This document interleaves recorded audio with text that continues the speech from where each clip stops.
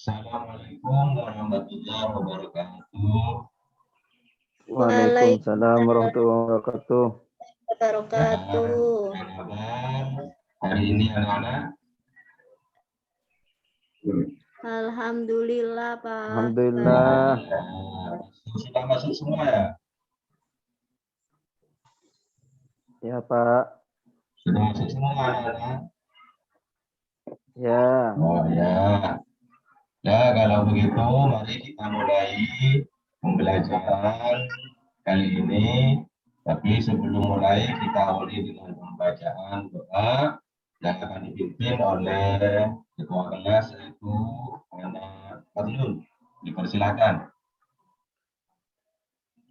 Teman-teman, sebelum pembelajaran dimulai, mari kita berdoa terlebih dahulu. Berdoa dimulai. Bismillahirrahmanirrahim. Rabbi zidni ilma warzuqni fahma. Sudah.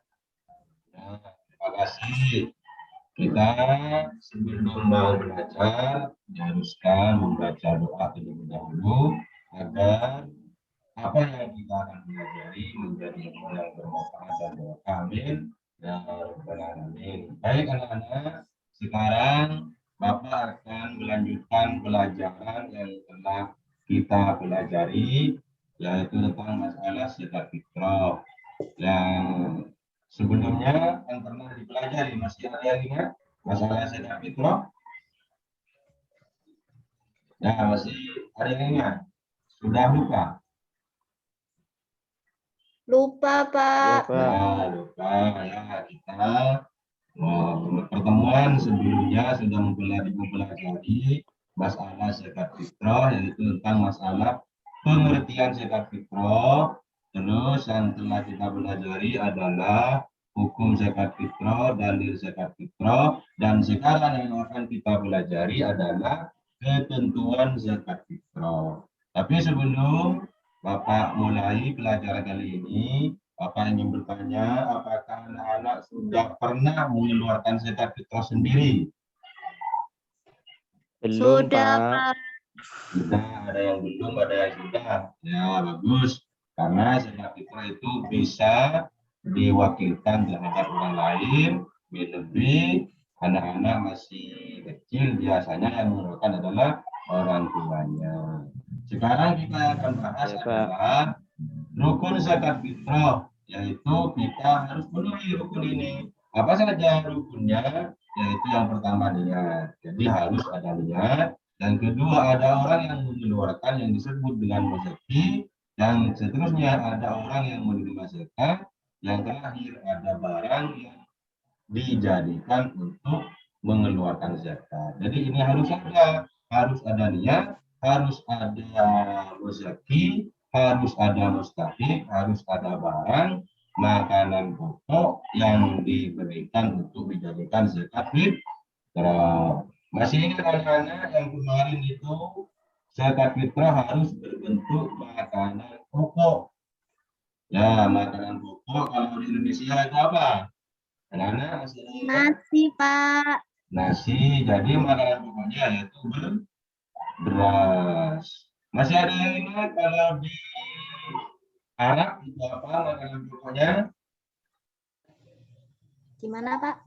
Kalau di Arab yang harus dikeluarkan untuk mengeluarkan zakat fitrah menggunakan apa? Beras, apa jagung, apa gandum? Kurang jelas, Bapak. Kurang jelas ya, ya saya perjelas. Kalau di Arab itu yang dijadikan bahan untuk mengeluarkan zakat fitrah itu biasanya apa? Apa beras, apa jagung, Beras. beras juga ya? Jagung. Ya, bagus jagung. Kalau di Arab itu yang menjadi makanan pokok biasanya yang dikeluarkan untuk memberikan zakat adalah gandum. Gandum. Nah, bagus. Seterusnya kita akan mempelajari tentang yang barusan itu adalah rukun zakat fitrah. Sekarang adalah syarat wajib zakat fitrah, yaitu Syarat wajib zakat fitrah merupakan ketentuan bagi orang yang wajib membayar zakat fitrah. Jadi syaratnya ini bagi orang yang ingin mengeluarkan zakat fitrah. Yang pertama, orang tersebut beragama Islam.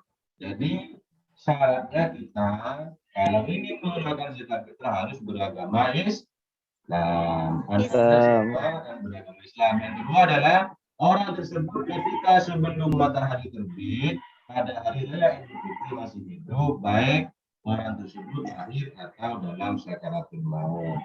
Tentunya orang tersebut pada waktu itu mampu menafkahi dirinya dan keluarganya. Jadi harus mampu menafkahi dirinya dan keluarganya. Kalau tidak mampu, maka tidak diwajibkan untuk membayar atau menunaikan zakat fitrah. Tentunya orang yang tidak berada di bawah tanggungan orang lain. Dan anak-anak masih kecil, masih di bawah tanggungan orang tua, maka yang wajib mengeluarkan zakat fitrahnya adalah orang tuanya itu sendiri. Seterusnya, ukuran dan takaran zakat fitrah itu berapa? Yang harus kita keluarkan yaitu ukurannya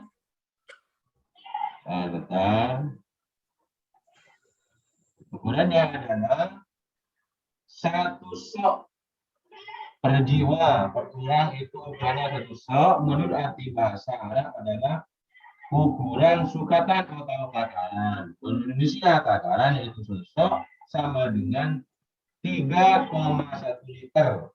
Jadi yang harus dikeluarkan oleh kita 3,1 liter atau sekitar 2,5 kilogram. Itu hanya diberikan 1 kali selama kita hidup selama setahun. Anak-anak masih ada ingat kapan waktu pembayaran zakat fitrah? Waktu membayar zakat Iya, fitrah? Pak. Kapan? Ya, Pak. Ingat. Kapan? Saat akan raya, Pak. Kapan? Ya, kapan Evi? Waktu menunaikan zakat fitrah kapan? Saat menjelang hari Takbiran, raya. Pak. Oh, setelah waktu takbiran. Jadi melihat kebutuhan yang harus diberikan adalah makanan pokok, berarti kalau memberikan selain makanan pokok itu tidak diperbolehkan. Jadi seandainya Anda muslimin, seandainya pas ingin memberikan zakat fitrah dengan memberikan HP, handphone itu tidak boleh, harus berupa makanan pokok.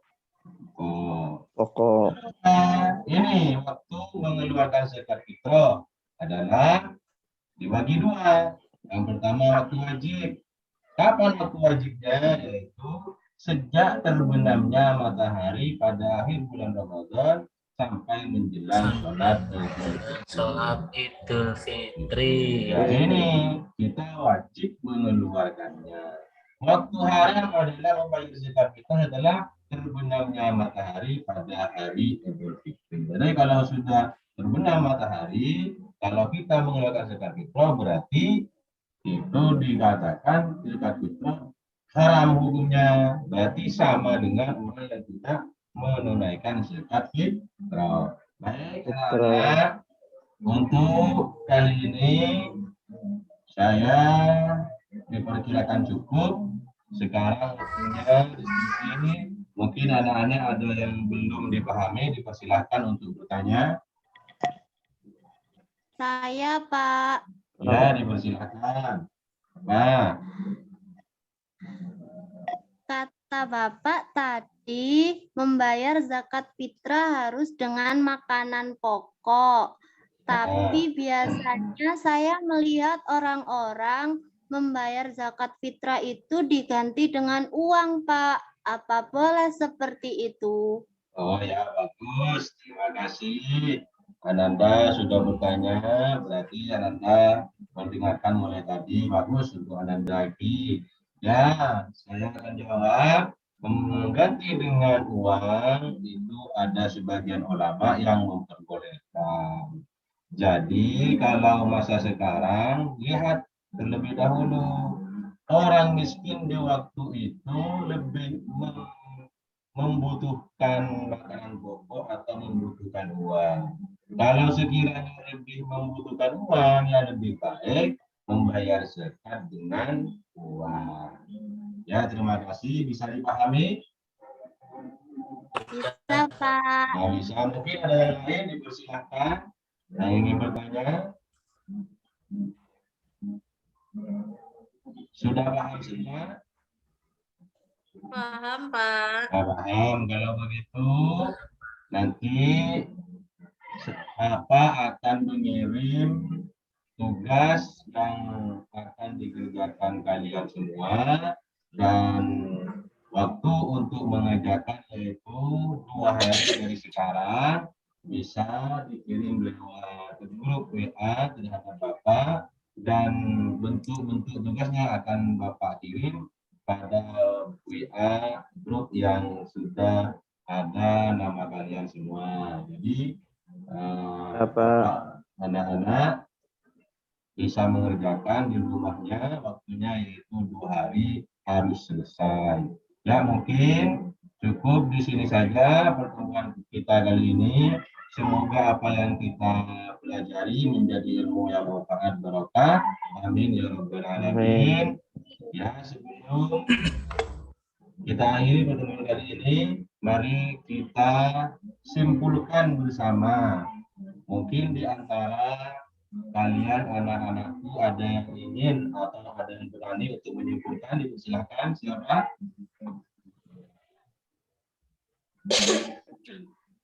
Nah, coba saudara muslimin, dipersilakan untuk menyimpulkan apa yang telah Bapak terangkan mulai tadi. Hanya nggak jelas, Pak. Apa, Pak? Pak Muslimin Kedengaran, suruh Pak. menyimpulkan. Saudara muslimin merangkum apa yang telah Bapak jelaskan mulai tadi. Nggak jelas, Bapak. Suaranya Ya. kurang keras. Gangguan Bapak Muslimin. Mungkin yang lain yang jelas dipersilakan. Ringkasan. Suaranya kecil banget, Pak. Zakat fitrah itu zakat yang harus dikeluarkan pada bulan Ramadan, Pak. Kemudian zakat fitrah harus dibayar dengan berupa makanan pokok. Sampun, Pak. Oh ya, bagus. Terima kasih telah menyimpulkan apa yang kita pelajari.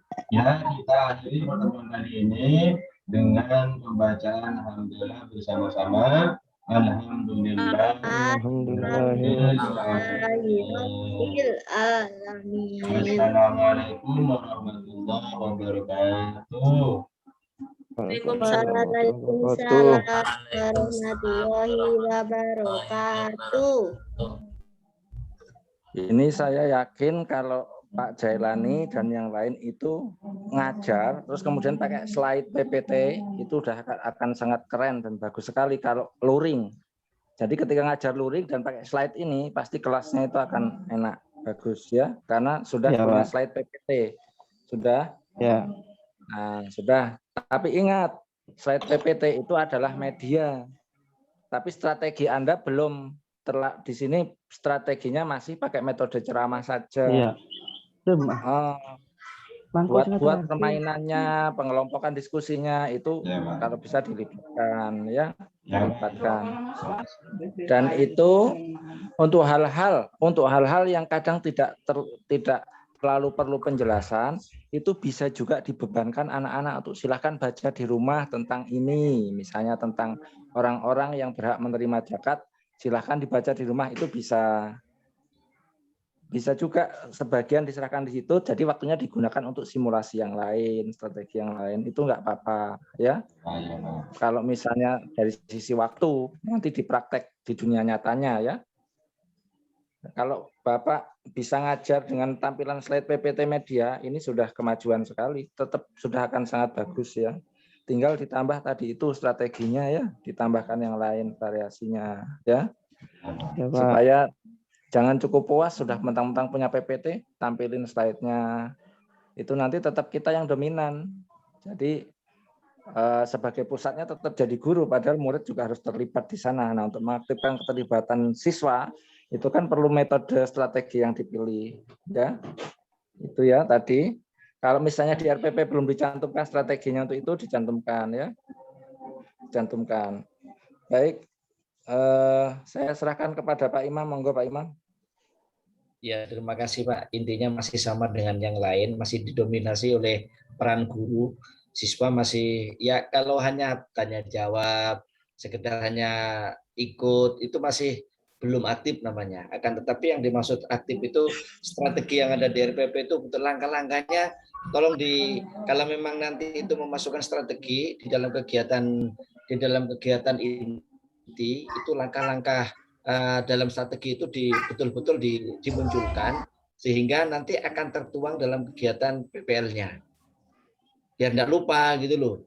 Pokoknya dalam kegiatan strategi pembelajarannya pakai strategi apa, langkah-langkahnya bagaimana, apa yang dilakukan guru dan apa yang dilakukan murid, itu semua tertuang di RPP itu, khususnya di kegiatan intinya. Sehingga tidak lepas. Makanya kan guru mau mengajar kan harus membuat persiapan pembelajaran di salah satunya itu di RPP dan bahan ajarnya harus disiapkan. Salah satu di antara yang harus dijalankan bukan hanya metode saja gitu. Ini monoton, metodenya masih didominasi dengan metode ceramah gitu. Ya tanya jawab hanya ala kadarnya, hanya terbatas gitu. Ya mungkin karena dalam kegiatan berdijing nanti diharapkan dalam kegiatan PPL, karena PPL itu waktunya tidak dibatasi hanya 30. Jadi kalau memang 2 JP betulan gitu. 2 JP betulan dari pembukaan kegiatan awal, inti dan penutup. Bahkan nanti di kegiatan penutupnya bukan hanya sekedar simpulan saja, kalau memang ada game-gamenya, kemudian ada evaluasinya, tugas terstruktur atau tugas yang tidak terstruktur, itu semua dilaksanakan betul dengan memanfaatkan waktu yang tersedia 2 JP itu. 2 JP untuk di madrasah kita ya berapa? 35, 40? 35. Satu jamnya berapa? 1 jam 35 ya? 25 menit. Iya. Ya, nanti dalam kegiatan PPL-nya itu full. Manajemen waktunya harus betul-betul diperhatikan. Jadi kalau bisa nanti ada pra kegiatan PPL melibatkan teman-teman ini sehingga pada saat PPL betulan itu sudah semua terlaksana dengan baik sesuai dengan perencanaan yang disiapkan. Terima kasih itu Pak dari saya. Gimana Pak Imam? Masih?